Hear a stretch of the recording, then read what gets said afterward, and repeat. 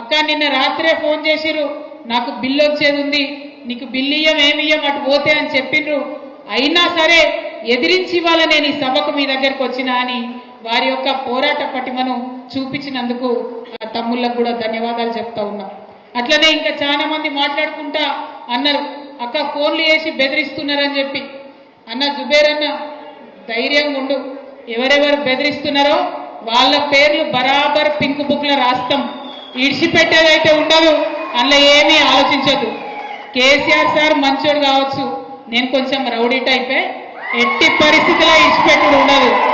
ఇక్కడికి బాన్స్వాడలో మిమ్మల్ని సతాయించి మిమ్మల్ని పోలీస్ స్టేషన్కి ఈడ్చినటువంటి ఏ ఒక్కరిని కూడా నేను మాత్రం క్షమించే అవకాశమే ఉండదు. పింక్ బుక్ బరాబర్ పెడతాం, అందులో పేర్లు రాస్తాం. అది అధికారులు కావచ్చు, నాయకులు కావచ్చు, ఎవరిని కూడా వదిలిపెట్టాం. ఎందుకంటే మనం అధికారంలో ఉన్నప్పుడు అరాచకం చేయలేదు, ప్రజలకు మంచి చేసినాం, అభివృద్ధి చేసినాం. ఇవాళ మీరు పార్టీ మారినంత మాత్రాన ఈ గులాబీ కండువానేదో గదరించి పెడదాం, భయపెట్టించి పెడదాం అనుకుంటే మీ తాట సప్పులకు భయపడేటోళ్ళు ఎవరు లేరు.